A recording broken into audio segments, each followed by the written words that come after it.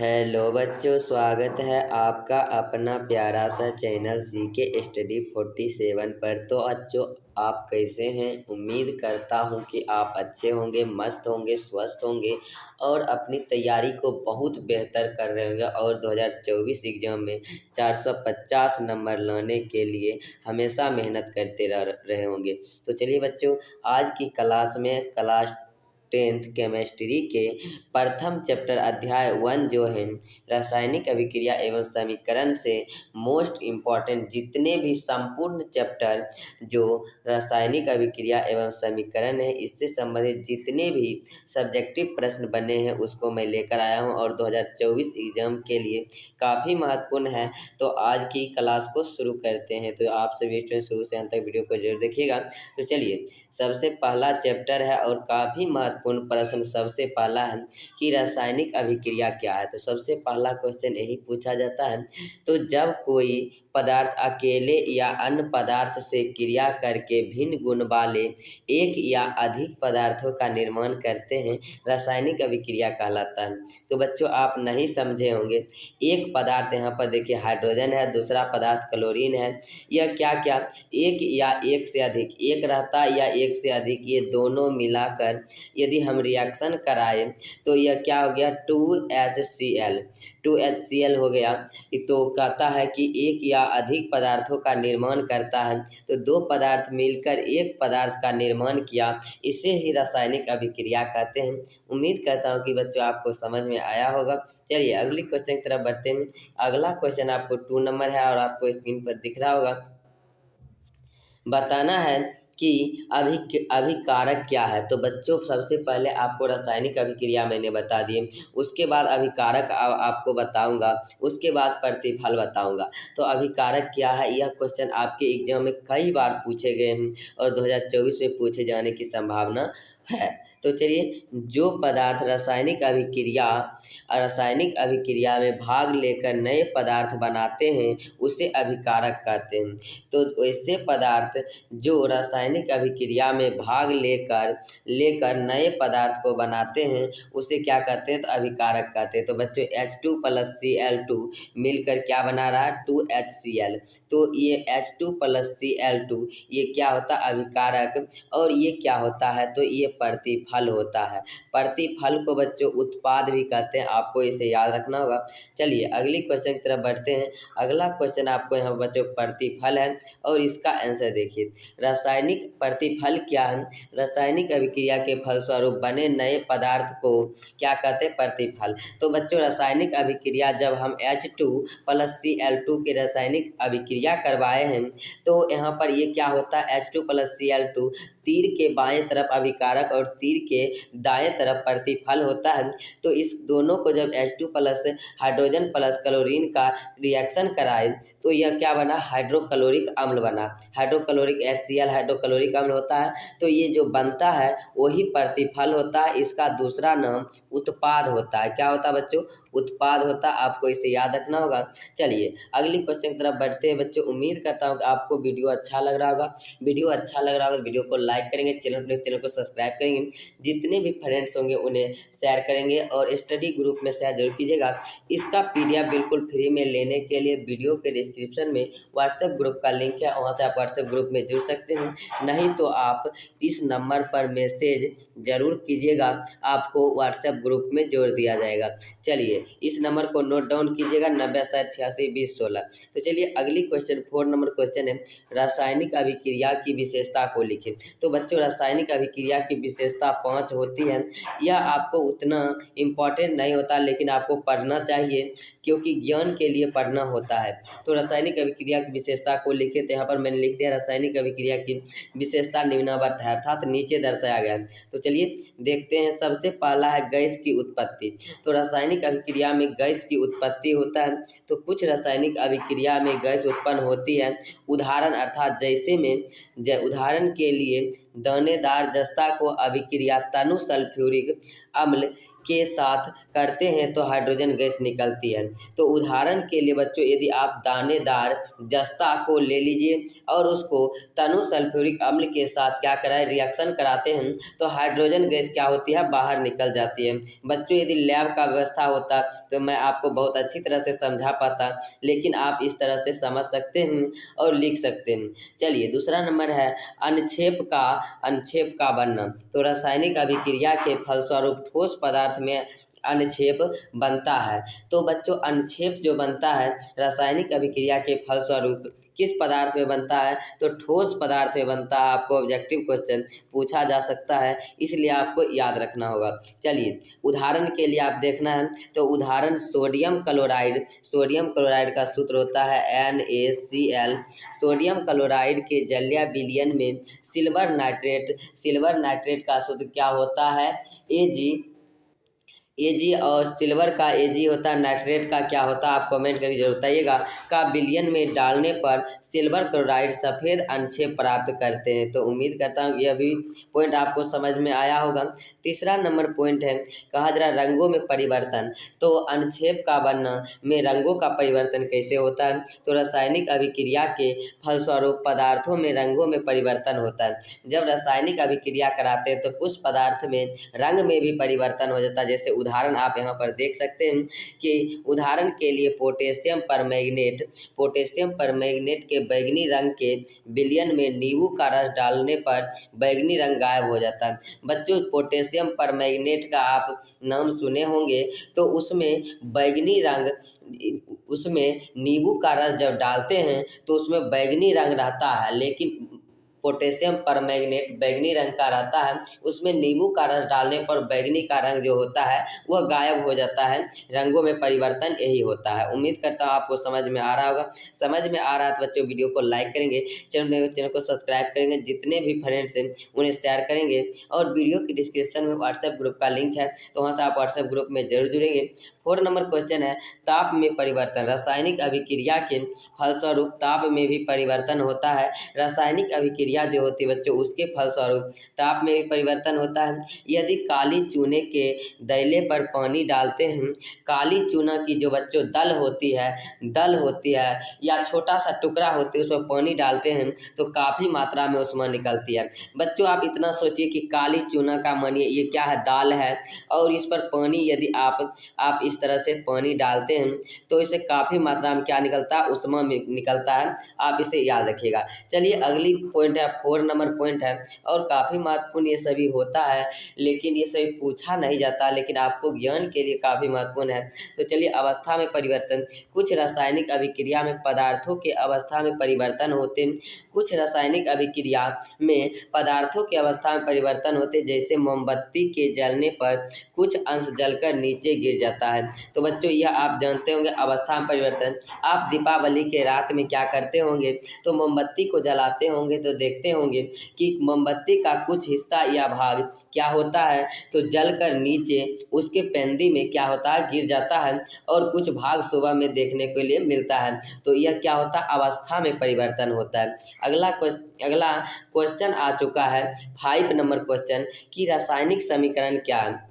बच्चों मैंने आपको पढ़ा दिया रासायनिक अभिक्रिया क्या है, अभिकारक क्या है, प्रतिफल क्या है, और आप पढ़ा रहे हैं रासायनिक समीकरण क्या है। तो रासायनिक अभिक्रिया में भाग लेने वाले पदार्थ हो, तो देखिए बच्चों यहाँ पर रासायनिक अभिक्रिया ये है, इसमें भाग लेने वाले पदार्थ यहाँ पर क्या है, कार्बन है, यहाँ पर ऑक्सीजन है। कार्बन और ऑक्सीजन दोनों से को यदि रिएक्शन कराते हैं तो कार्बन डाइऑक्साइड जो कि एक गैस बन जाता है, और इसका वायुमंडल में कितना प्रतिशत है, 0.003% है। आपको इसे याद रखना होगा, कितना है, 0.003% कार्बन की मात्रा वायुमंडल में है। यह भी ऑब्जेक्टिव आपके एग्जाम में पूछा जाता है, आप इसे याद रखिएगा। रासायनिक समीकरण क्या है, तो रासायनिक अभिक्रिया में भाग लेने वाले, ये रासायनिक अभिक्रिया बच्चों, इसमें भाग लेने वाले कार्बन और ऑक्सीजन के संकेत क्या है, C है, O है, सूत्र क्या है, O2 है। सूत्रों के माध्यम से अभिक्रिया का संक्षिप्त निरूपण ही रासायनिक समीकरण कहलाता है। C प्लस O2 दोनों को जोड़ दिए तो यहाँ पर संक्षिप्त हो गया, क्या हो गया, CO2। इसे ही रासायनिक अभिक्रिया कहता हूँ। उम्मीद करता हूँ आपको समझ में आया होगा और याद भी हो गया होगा। काफ़ी महत्वपूर्ण ये सभी प्रश्न होते हैं, आपके एग्जाम में कई बार पूछे गए। 6 नंबर क्वेश्चन है, संतुलित रासायनिक समीकरण क्या है। अभी तक 2 से 3 बार पूछा गया बच्चों, इसलिए ये भी प्रश्न महत्वपूर्ण हो जाता है आपके एग्जाम के लिए, इसलिए आप इसे याद कर लीजिएगा। वह रासायनिक समीकरण जिसमें समीकरण के दोनों ओर तत्वों के परमाणुओं की संख्या जो होती है समान, वो संतुलित रासायनिक समीकरण कहलाता है। जैसे कि बच्चों यहाँ पर आप देखिए, ये क्या है, तो एक रासायनिक अभिक्रिया है। यहाँ पर हाइड्रोजन कितना है, 2 है, तो यहाँ पर देखिए 2 हाइड्रोजन है। यहाँ पर क्लोरीन कितना है, क्लोरीन 2 है, Cl2 क्लोरीन हो गया 2। तो देखिए यहाँ पर 2 दोनों में गुना है, तो यहाँ पर इसे आप तोड़ कर लिख सकते हैं 2 हाइड्रोजन और 2 क्लोरीन। तो दोनों को यदि आप कॉमन ले लेते हैं, आप कॉमन लेना जानते होंगे, तो यहाँ पर HCl बचेगा, तो इसीलिए 2HCl यहाँ पर लिख दिए हैं। तो आप इसे याद रखिएगा, आपको समझ में आ गया होगा। संतुलित रासायनिक समीकरण अभिकारक तथा प्रतिफल के दोनों ओर तत्वों के परमाणुओं की संख्या समान हो तो उसे संतुलित रासायनिक समीकरण कहते हैं। आप बच्चे जानते हैं इसे अभिकारक कहते हैं, इसे प्रतिफल कहते हैं। तो इसके दोनों ओर तत्वों के परमाणुओं की संख्या समान हो, संतुलित रासायनिक समीकरण कहते हैं। ये भी परिभाषा हो सकता है, वह रासायनिक समीकरण जिसमें समीकरण के दोनों ओर सीधा तत्वों के परमाणुओं की संख्या समान हो, संतुलित रासायनिक समीकरण कहलाता है। चलिए, संतुलित तो पढ़ लिए, अब बच्चों पढ़ना है असंतुलित। तो असंतुलित रासायनिक समीकरण किसे कहते हैं, तो चलिए यहाँ पर बच्चों आप असंतुलित कर लीजिएगा। चलिए असंतुलित, यहाँ पर थोड़ा सा क्या लिखा गया है, ये थोड़ा सा लगता है टाइपिंग मिस्टेक हो गया है। तो असंतुलित रासायनिक समीकरण, यहाँ पर आप असंतुलित कर लिए, जहाँ पर मैंने अभी स्केच चला रहा हूँ, यहाँ पर आप क्या कर लीजिएगा, असंतुलित कर लीजिएगा। असंतुलित रासायनिक समीकरण जिसमें समीकरण के दोनों ओर तत्वों के परमाणुओं की संख्या समान नहीं होते हैं, उसे असंतुलित रासायनिक समीकरण। बच्चों मैंने आपको बता दिए हैं, संतुलित रासायनिक समीकरण में दोनों ओर तत्वों के परमाणुओं की संख्या समान होगी, लेकिन असंतुलित रासायनिक समीकरण में दोनों ओर तत्वों के परमाणुओं की संख्या समान नहीं होगी। जैसे कि देखिए हाइड्रोजन यहाँ कितना है, तो 2 है, तो यहाँ पर हाइड्रोजन 2 है, लेकिन ऑक्सीजन यहाँ पर 2 है, लेकिन ऑक्सीजन यहाँ पर क्या है, तो कुछ नहीं तो 1 है। तो यह संतुलित रासायनिक समीकरण नहीं है। यदि यहीं पर 2 इसमें भी रहता तब संतुलित रासायनिक समीकरण हो जाता। उम्मीद करता हूँ बच्चों कि आपको समझ में आया होगा और आप बहुत अच्छी तरह से इसे याद करेंगे और एग्जाम में आएंगे तो इस प्रश्न को छोड़ेंगे नहीं। 8 नंबर क्वेश्चन है, काफ़ी महत्वपूर्ण है, रासायनिक समीकरण संतुलित करने के लिए किन किन बातों पर विशेष ध्यान देना चाहिए। ये क्वेश्चन काफ़ी महत्वपूर्ण है, क्योंकि ये शर्त आप जानेंगे तभी आप किसी भी रासायनिक समीकरण को संतुलित कर पाएंगे, तभी आप पता कर पाएंगे ये संतुलित है या असंतुलित। तो चलिए आंसर को देखते हैं। तो रासायनिक समीकरण को संतुलित मान का अनश्वरता के नियम पर आधारित है। किसके नियम पर, अनश्वरता के नियम पर आधारित है। इस नियम के अनुसार रासायनिक अभिक्रिया में इतने तो पदार्थ का निर्माण न नाश होता है, न पदार्थ का निर्माण होता है और न नाश होता है। तो चलिए आगे थोड़ा सा देखते हैं। तो आगे आपको यहाँ पर दिख रहा होगा बच्चों कि रासायनिक समीकरण को संतुलित करने के लिए निम्नलिखित बातों पर ध्यान देना पड़ता है। तो ये आप यहाँ पर जो बच्चों मैंने आपको इतना लिखाए हैं, यदि आप इतना नहीं भी लिखते हैं तो कोई दिक्कत की बात नहीं है। ये जो इतना लिखा है नहीं लिखते कोई बात नहीं, लेकिन आपको यहाँ पर ये लिखना होगा, रासायनिक समीकरण संतुलित करने के लिए निम्न बातों पर ध्यान देना पड़ता है। तो चलिए वो निम्न बात कौन से हैं उसे देखते हैं। तो चलिए सबसे पहले इसे थोड़ा सा मैं अच्छी तरह से एडजस्ट कर दिया हूँ। तो सबसे फर्स्ट नंबर इस तरह से देना है, रासायनिक अभिक्रिया से संबंधित पदार्थों के सूत्रों संकेतों का पता होना चाहिए। तो बच्चों मैंने आपको बताए थे C+O2 मिलाकर यदि रिएक्शन कराए तो क्या बना था, CO2। तो सबसे पहले आपको पता होना चाहिए C मतलब कार्बन होता है, O मतलब ऑक्सीजन होता है।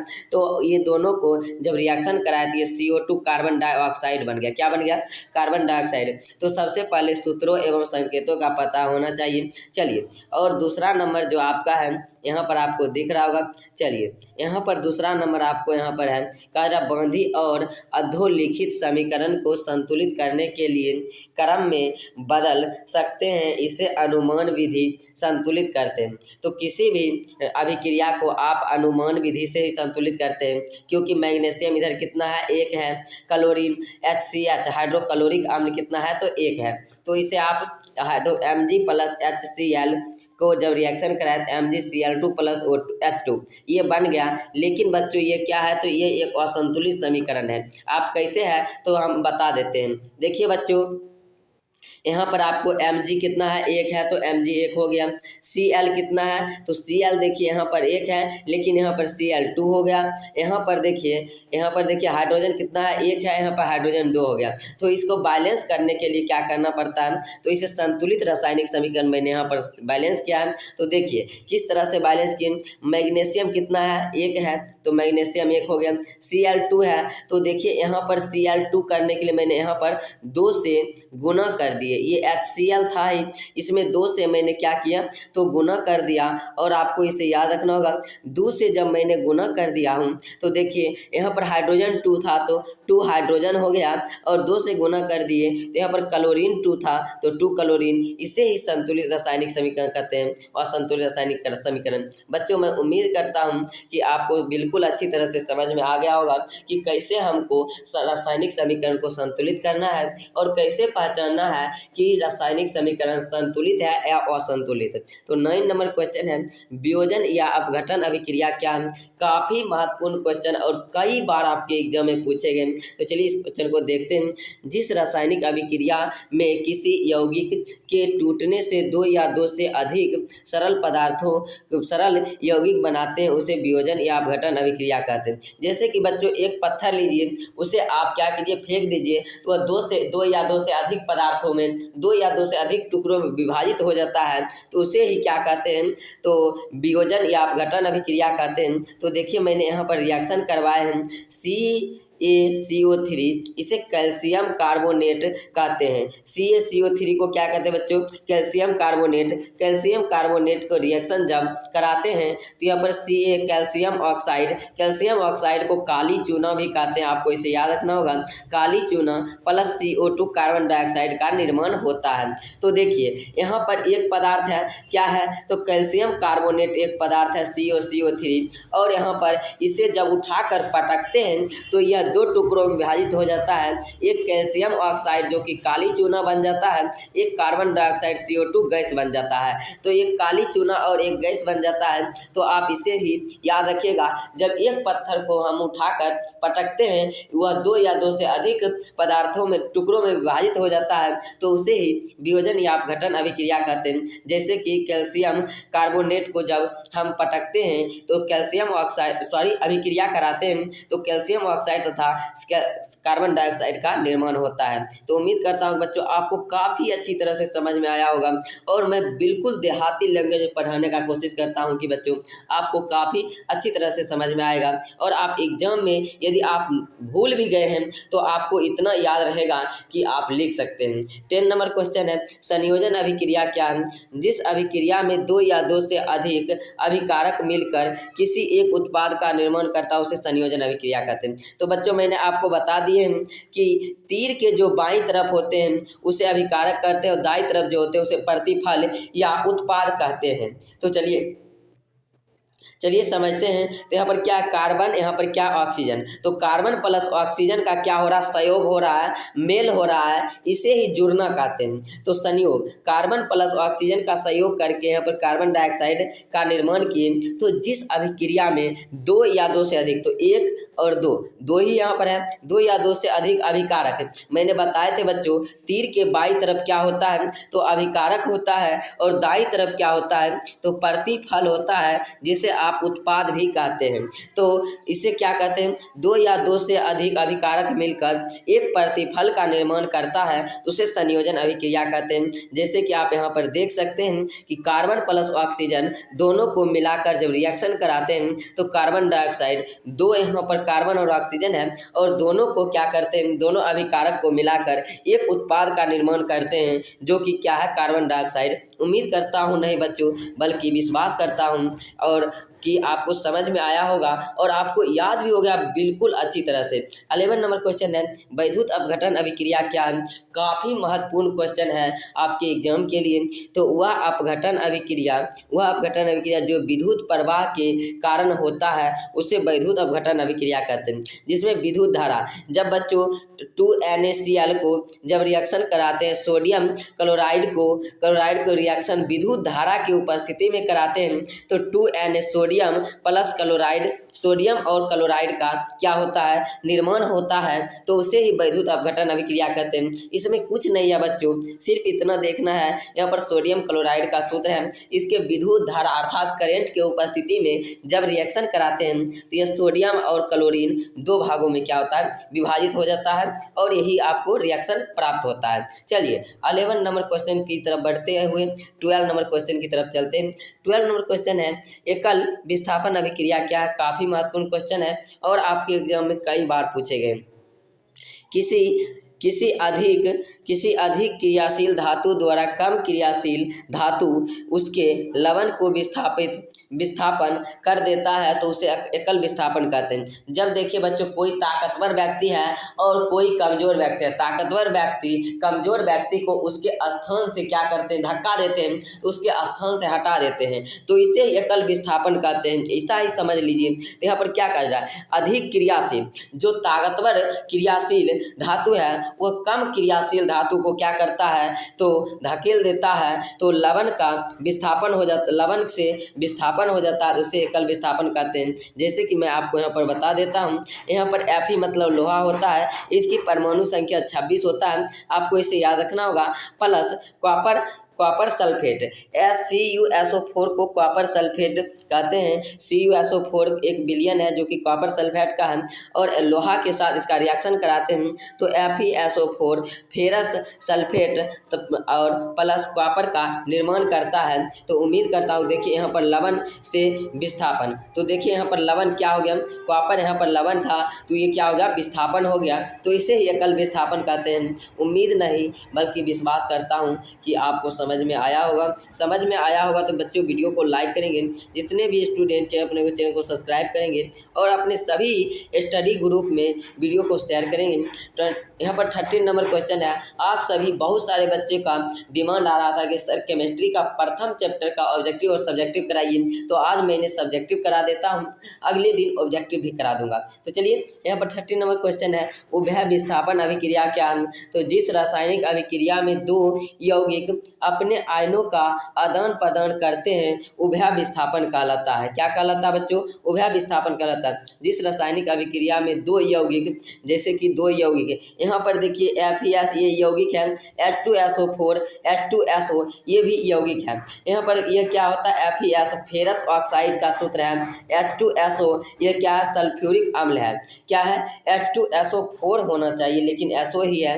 तो बच्चों यहाँ पर चलिए क्या होगा, सल्फ्यूरिक अम्ल, इसके जब रिएक्शन कराते हैं FeSO4 फेरस सल्फेट तथा H2SO4 बनता है, H2SO बनता है जो कि क्या होता है, सल्फ्यूरिक अम्ल होता है। चलिए देखते हैं, हाइड्रोजन सल्फेट होते हैं। तो उम्मीद करता हूं कि आप यदि इसका FeSO4 फेरस ऑक्साइड का रिएक्शन H2SO सल्फ्यूरिक अम्ल के साथ कराते हैं तो आपको यहाँ पर क्या बनता है, फेरस सल्फेट FeSO4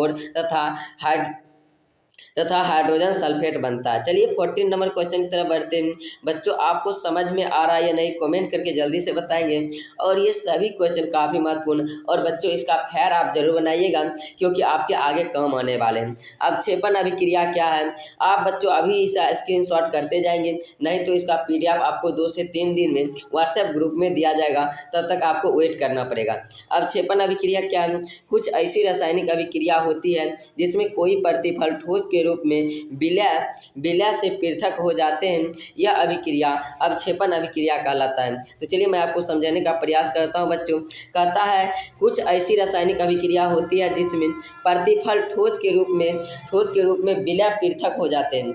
ठोस के रूप में NaCl क्या है, ठोस है। AgNO3 क्या है, ठोस है।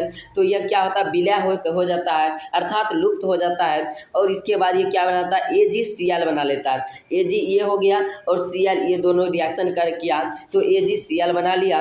इसे क्या कहते हैं, तो सिल्वर क्लोराइड कहते हैं। और NaNO3 क्या कहते हैं, सोडियम नाइट्रेट। चलिए NaNO3 का निर्माण कर लिया। तो उम्मीद करता हूँ अवक्षेपण अभिक्रिया भी आपको समझ में आया होगा। चलिए 15 नंबर क्वेश्चन को देखते हैं, क्योंकि पूरा चैप्टर एक ही वीडियो में आपको कवर कराने वाले हैं बच्चों, तो लॉन्ग वीडियो होगा ही होगा। क्योंकि बच्चों आप सभी पार्ट 1 वीडियो को देखते हैं, लेकिन पार्ट 2 वीडियो के देखना ही पसंद नहीं करते हैं। इसलिए मैंने सोचा कि थोड़ा सा लॉन्ग वीडियो हो, लेकिन मैं पूरा चैप्टर को कंप्लीट कराऊंगा और बच्चे को कभी भी कहीं भी दिक्कत ना हो कि खोजने में भी। चलिए 15 नंबर क्वेश्चन है, अवक्षेपण क्या है। रासायनिक अभिक्रिया में कई प्रतिफल ठोस के रूप में विलयन से पृथक हो जाते हैं। तो बच्चों वहाँ पर ऊपर में क्या था, ऊपर में जो आपका था अवक्षेपण अभिक्रिया, जिसमें ठोस के रूप में विलय से पृथक हो रहा था। लेकिन अवक्षेप, यहाँ पर अवक्षेप क्या है, तो यह ठोस के रूप में यहाँ पर विलयन हो रहा है। क्या, तो वहाँ पर विलय था, यहाँ पर विलयन से पृथक हो रहा है। तो पृथक होने के ठोस पदार्थ को अवक्षेप कहते हैं। तो अवक्षेपण में बच्चों क्या था, तो विलय था, विलय से पृथक हो रहा था, और अवक्षेप में विलयन से पृथक हो रहा है। उम्मीद करता हूँ कि आपको समझ में आया होगा। 15 नंबर क्वेश्चन भी। अगली क्वेश्चन आपको 16 नंबर क्वेश्चन है, और अभी तक के सबसे मोस्ट इंपॉर्टेंट क्वेश्चन 15 से 20 बार आपके एग्जाम में अभी तक पूछे गए हैं। उदासीनीकरण अभिक्रिया कैसे कहते हैं, एकदम मोस्ट इंपॉर्टेंट, MVVI कर लीजिए बच्चों। चलिए इस क्वेश्चन को देखते हैं, और आपको इसका रासायनिक समीकरण भी याद रखना होगा, ये काफ़ी महत्वपूर्ण है। चलिए बच्चों, यहाँ पर आपको उदासीनीकरण अभिक्रिया क्या है, तो चलिए वह अभिक्रिया जिसमें कई अम्ल किसी भी भस्म, कोई अम्ल किसी भी भस्म के साथ अभिक्रिया करके, देखिए बच्चों हाइड्रोक्लोरिक HCl क्या है, हाइड्रोक्लोरिक एक अम्ल है। अम्ल और भस्म को जब अभिक्रिया कराते NaOH, सोडियम हाइड्रोक्साइड के साथ हाइड्रोक्लोरिक अम्ल के रिएक्शन कराते हैं, तो NaCl सोडियम क्लोराइड जो कि एक लवण होता है, नमकीन होता है, और H2O जल का निर्माण करता है। तो यही आप बच्चों यहाँ पर समझिए, वह अभिक्रिया जिसमें कोई अम्ल किसी भी भस्म के साथ अभिक्रिया करके लवण और जल बनाते हैं, तो उसे उदासीनीकरण अभिक्रिया कहते हैं। जैसे कि हाइड्रोक्लोरिक एक क्या है, अम्ल है, NaOH सोडियम हाइड्रोक्साइड भस्म है, इसका जब रिएक्शन कराते हैं तो यह NaCl सोडियम क्लोराइड जो कि एक लवण होता है प्लस H2O जल का निर्माण करता है। उम्मीद करता हूँ नहीं बल्कि विश्वास दिलाता हूँ कि आपको यह क्वेश्चन समझ में आया होगा, और आप इसे याद भी किए होंगे, और नहीं किए होंगे तो कर लीजिए, काफ़ी महत्वपूर्ण। और एकदम टॉप टू यदि क्वेश्चन कहा जाएगा इस चैप्टर का, तो ऊष्मक्षेपी अभिक्रिया,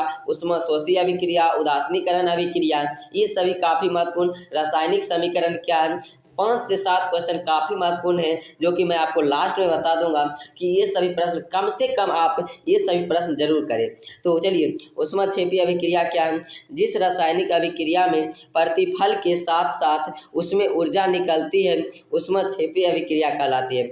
जिस रासायनिक अभिक्रिया में प्रतिफल के साथ साथ, यहाँ पर देखिए, जिस रासायनिक अभिक्रिया में प्रतिफल किसे कहते हैं, तो बच्चों यहाँ पर प्रतिफल ये होता है, अभिकारक ये होता है। ये क्या होता है बच्चों, तो यहाँ पर आपको ये क्या होता है, तो अभिकारक होता है। और प्रतिफल क्या होता है, तो प्रतिफल ये होता है। प्रतिफल के साथ साथ क्या निकलता है बच्चों, तो प्रतिफल के साथ साथ ऊष्मा निकलता है।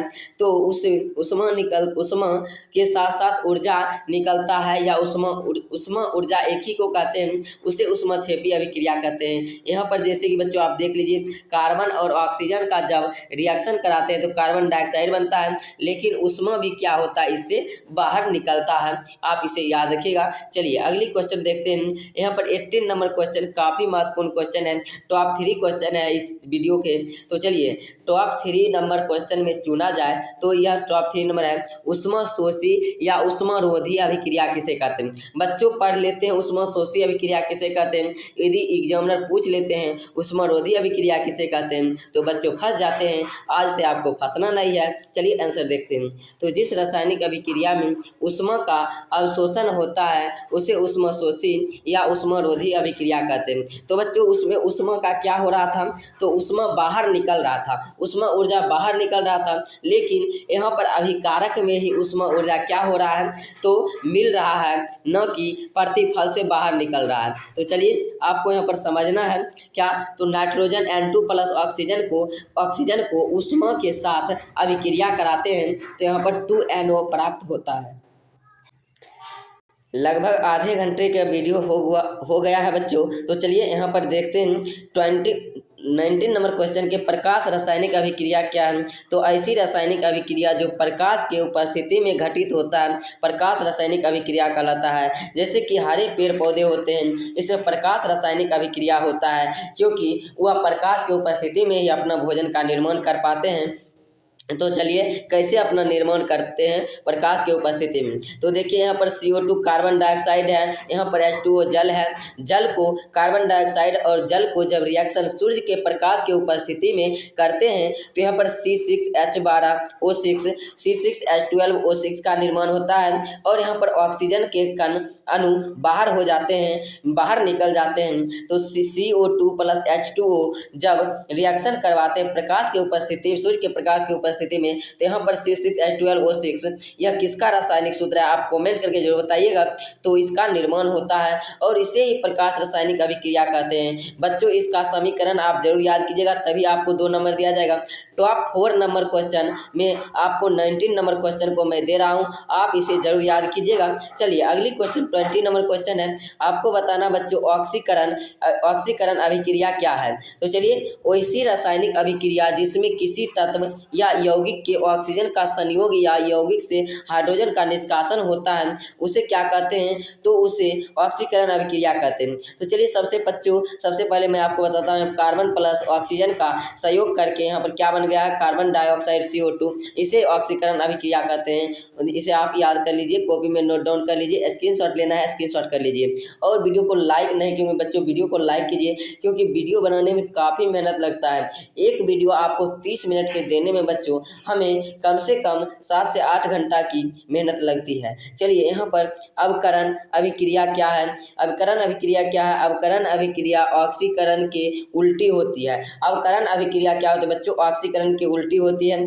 इसमें तत्व या यौगिक के साथ हाइड्रोजन का संयोग होता है, ऑक्सीजन का निष्कासन। लेकिन वहाँ पर ऑक्सीकरण अभिक्रिया में क्या हो रहा था? तो इसमें तत्व या यौगिक के साथ साथ क्या हो रहा था? तो ऑक्सीजन का संयोग हो रहा था और हाइड्रोजन का निष्कासन हो रहा था। लेकिन यहाँ पर हाइड्रोजन का क्या हो रहा है? संयोग हो रहा है और ऑक्सीजन का निष्कासन हो रहा था, अर्थात उल्टी होती है। तो आप इसे याद रखिएगा। देख लीजिए यहाँ पर अभी तुरंत मैंने बताया। तो ऑक्सीकरण अभिक्रिया क्या है? तो इसी रासायनिक अभिक्रिया जिसमें तत्व या यौगिक के ऑक्सीजन का संयोग होता है और यौगिक से हाइड्रोजन का निष्कासन होता है। लेकिन यहाँ पर अवकरण अभिक्रिया में क्या हो रहा है? तो यहाँ पर ऑक्सीकरण के उल्टी होती है जिसमें तत्व यौगिक के साथ हाइड्रोजन का क्या हो रहा है? संयोग हो रहा है और ऑक्सीजन का क्या हो रहा है? निष्कासन हो रहा है। आप इसे याद रखिएगा। चलिए 22 नंबर क्वेश्चन है, आपको बताना है रेडॉक्स अभिक्रिया क्या है? तो ऑक्सीकरण एवं अवकरण की अभिक्रिया एक विशेष प्रकार की रासायनिक अभिक्रिया है जो साथ साथ चलती है, रेडॉक्स अभिक्रिया कहलाती है। तो चलिए मैं आपको समझाने का प्रयास करता हूँ। रेडॉक्स अभिक्रिया कहते हैं, जैसे कि अभी तो मैंने आपको बताया ऑक्सीकरण और अवकरण, तो ऑक्सीकरण और अभिकरण दोनों अभिक्रिया को मिला देते हैं तो उसे ही रेडॉक्स अभिक्रिया कहते हैं। ऑक्सीकरण और अवकरण अभिक्रिया एक विशेष प्रकार की रासायनिक अभिक्रिया है जो साथ साथ चलती है। आप इस तरह से लिख सकते हैं, ऑक्सीकरण और अवकरण दोनों अभिक्रिया को मिलाकर एक अभिक्रिया का निर्माण होता है जिसे रेडॉक्स अभिक्रिया कहते हैं। यही आपका आंसर हो जाएगा। और काफ़ी महत्वपूर्ण प्रश्न है रेडॉक्स अभिक्रिया, अभी तक 5 से 7 बार आपके एग्जाम में पूछे गए। तो बच्चों मैं आपको यहाँ पर लिख कर लाता तो आपको प्रूफ देखने के लिए मिलता। अगले क्लास में मैं आपको लिख कर लाने का कोशिश करूँगा जिससे आपको विश्वास हो। चलिए अगली क्वेश्चन आपको 23 नंबर क्वेश्चन है जो कि काफ़ी महत्वपूर्ण क्वेश्चन है और आपके एग्जाम में पूछे जाने की संभावना बहुत अधिक है और कई बार आपके एग्जाम में पूछे भी गए हैं। आपको बताना है भोजन का पाचन ऑक्सीकरण है कैसे। तो बच्चों आप भोजन जब खाते हैं, भोजन करते हैं तो आपको शरीर में जाने के बाद वहाँ पर भोजन का पाचन होता है। तो भोजन का पाचन एक ऑक्सीकरण अभिक्रिया है।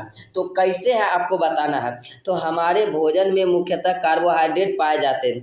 तो हम जो भोजन ग्रहण करते बच्चों उसमें अधिक मात्रा में कार्बोहाइड्रेट पाए जाते हैं जो अपघटित यहाँ बच्चों आप कर लीजिएगा, अपघटित होकर ग्लूकोज बनाता है जो उसको क्या करता है तोड़ के चूर्ण बनाकर क्या बनाता है ग्लूकोज का सूत्र क्या होता है C6H12O6 ग्लूकोज बनाता है। यह ग्रुप और ऑक्सीजन से अभिक्रिया कर कार्बन डाइऑक्साइड और ऊर्जा प्राप्त करता है। यह क्या करता है तो यह ग्रुप और ऑक्सीजन से अभिक्रिया करके क्या करता है बच्चों, यहाँ पर ग्रुप नहीं होगा, थोड़ा सा आप इसे देख लीजिएगा।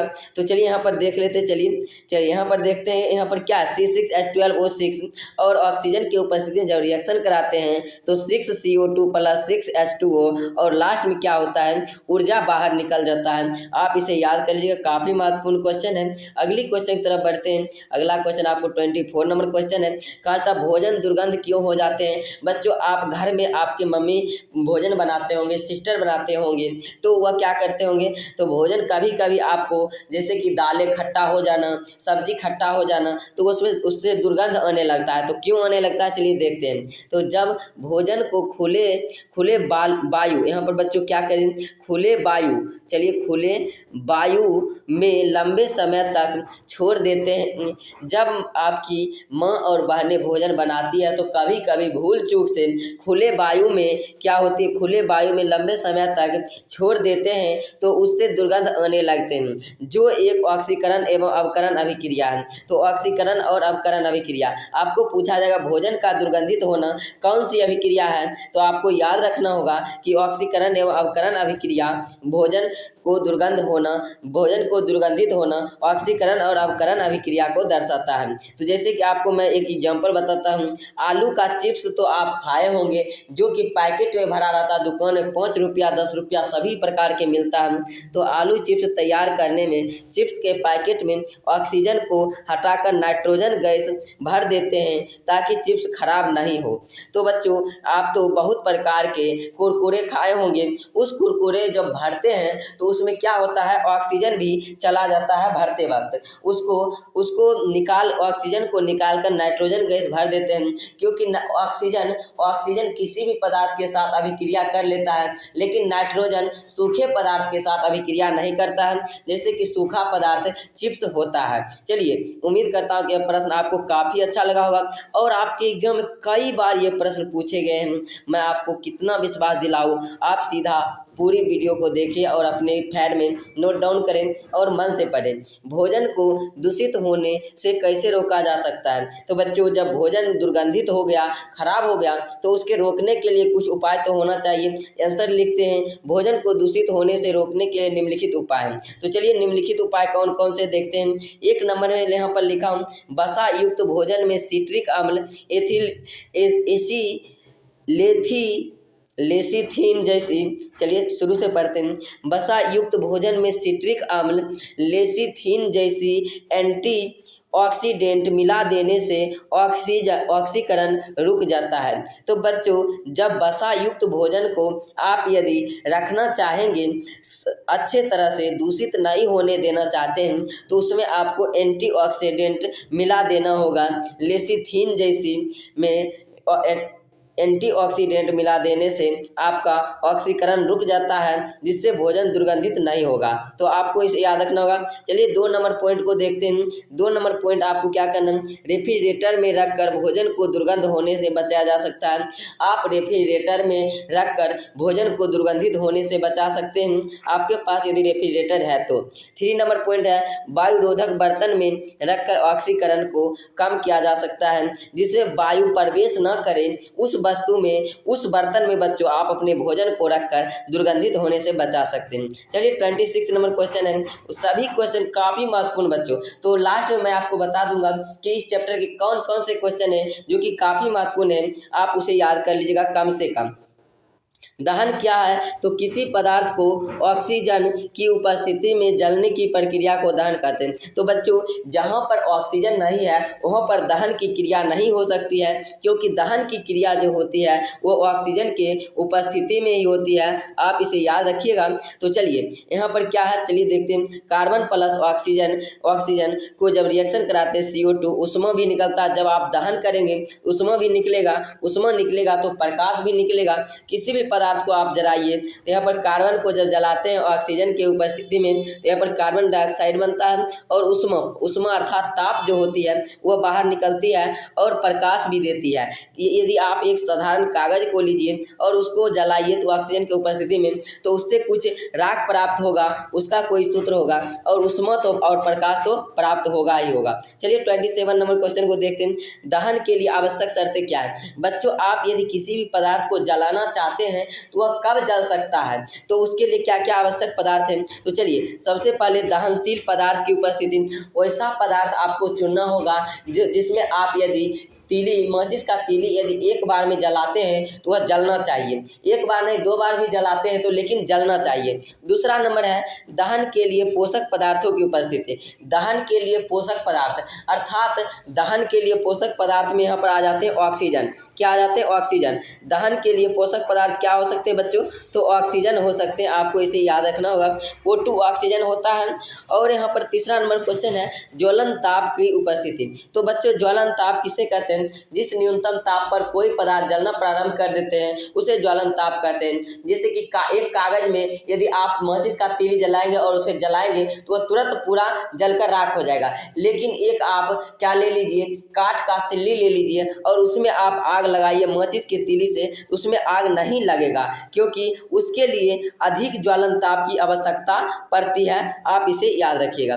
चलिए यहाँ पर अगली प्रश्न को देखते हैं। अगली प्रश्न बच्चों आपको 28 नंबर क्वेश्चन है। आपको बताना है यहाँ पर कि दहनशील या ज्वलनशील पदार्थ किसे कहते हैं। तो दहनशील या ज्वलनशील पदार्थ किसे कहते हैं बच्चों? मैंने आपको बताए थे, वह वैसी न्यूनतम ताप जिस पर कोई पदार्थ जलना प्रारंभ करता है उस ताप को ज्वलनशील पदार्थ या ज्वलन ताप कहते हैं। तो बच्चों, उम्मीद करता हूँ ये आपको समझ में आएगा। जैसे कि कोयला की रोशनी, जैसे कि बच्चों कोयला जो होती है उसको जलाया जाता है तो वो किस ताप पर जल रहा और ताप भी दे रहा है। तो कोयला की रोशनी LPG गैस बच्चों आप जानते होंगे, आपके घर में सिलेंडर होगा उसमें LPG गैस भरा रहता है और भोजन बनाने में काम आता है।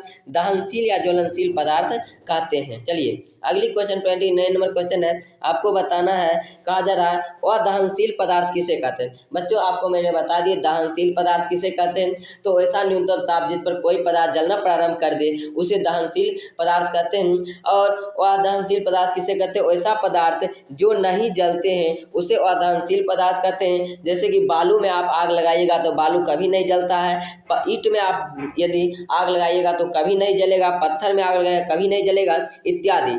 अर्थात इससे ताप कभी भी नहीं निकल सकता है, ज्वाला कभी भी नहीं निकल सकता।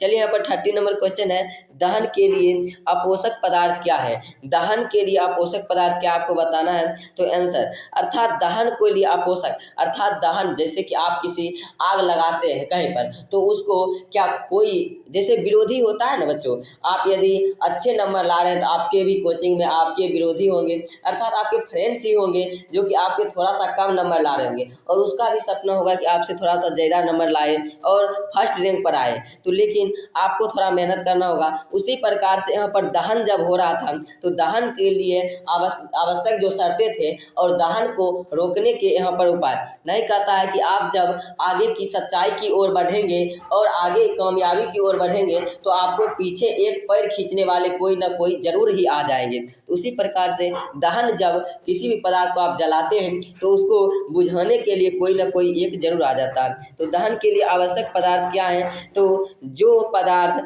दहन के क्रिया में सहायक नहीं होते हैं, दहन के अपोहक पदार्थ कहलाते हैं। जैसे कि carbon dioxide, carbon dioxide CO2, यह क्या होता है बच्चों? तो यह आग बुझाने वाले क्या होते हैं? गैस होते हैं। और कार्बन डाइऑक्साइड की उपस्थिति में आग कभी भी नहीं लग सकता है। 31 नंबर क्वेश्चन है, ज्वलन ताप क्या है? जिस न्यूनतम ताप पर कोई पदार्थ जलना प्रारंभ करता है उसे ज्वलन ताप कहते हैं या ज्वलनशील पदार्थ कहते हैं। आपको इसे याद रखना होगा, काफ़ी आसान भाषा में है और यह क्वेश्चन आप 7th 8th 9th से ही पढ़ते आ रहे होंगे। 32 नंबर क्वेश्चन है, द्रवीभूत पेट्रोलियम गैस क्या है? द्रवीभूत पेट्रोलियम गैस LPG का पूरा नाम है। LPG का फुल फॉर्म क्या होता है? Liquid petroleum gas. चलिए, आपको लिक्विड पेट्रोलियम गैस को LPG का होता है और आप इसका उपयोग क्या है? तो इसका उपयोग और LPG पेट्रोलियम गैस क्या है आपको बताना है। चलिए, द्रवीभूत पेट्रोलियम गैस LPG जिसे कहते हैं एक हाइड्रोकार्बन ईंधन है। एक क्या है? तो हाइड्रोकार्बन। आपको पूछेगा LPG क्या है? तो एक हाइड्रोकार्बन ईंधन है। ऑब्जेक्टिव में आपको याद रखना है LPG क्या है? एक हाइड्रोकार्बन ईंधन है, आपको इसे याद रखना होगा, जिसमें मुख्य रूप से ब्यूटेन, प्रोपेन तथा एथेन पाए जाते हैं। आपको पूछा जाएगा LPG गैस में मुख्य रूप में कौन कौन से गैस पाए जाते हैं, तो आपको क्या बताना है बच्चों? तो आपको जो बताना है LPG गैस में मुख्य रूप से यहाँ पर ब्यूटेन और प्रोपेन पाए जाते हैं और एथेन पाए जाते हैं। तो ये 3 गैस LPG में पाए जाते हैं।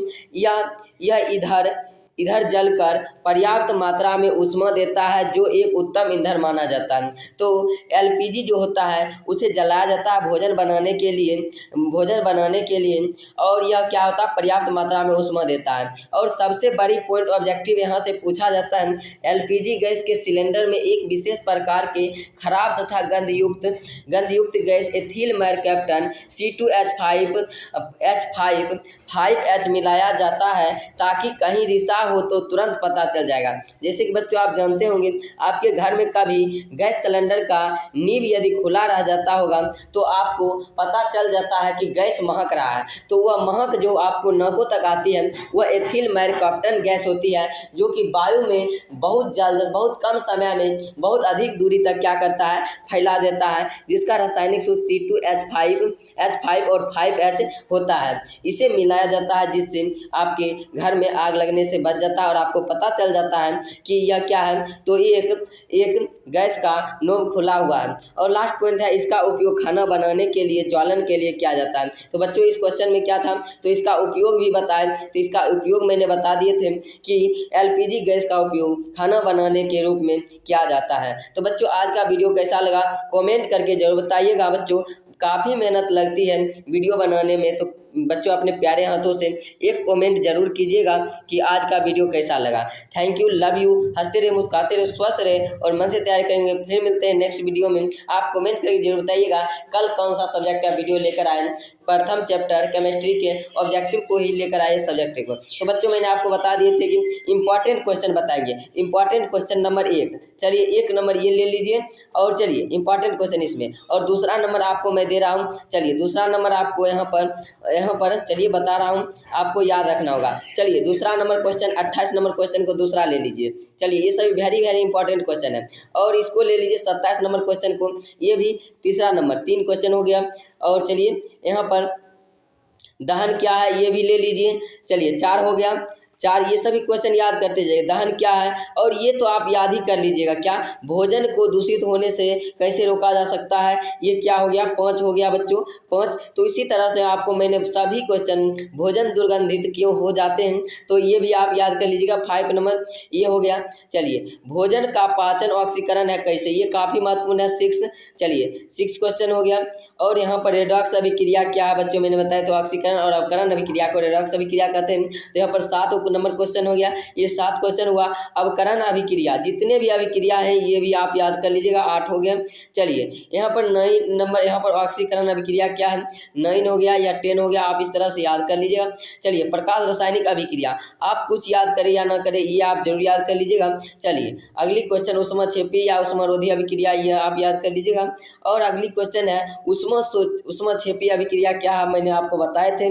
और यहाँ पर आपको उदासीनीकरण अभिक्रिया क्या है यह याद कर लीजिएगा। चलिए आगे देखते हैं अवक्षेपण अभिक्रिया क्या है, ये आप याद कर लीजिएगा, काफ़ी महत्वपूर्ण होता है। अगली क्वेश्चन आपको यहाँ पर उभय विस्थापन, आप एकल विस्थापन जरूर याद कर लीजिएगा, उभय विस्थापन भी कर लीजिएगा।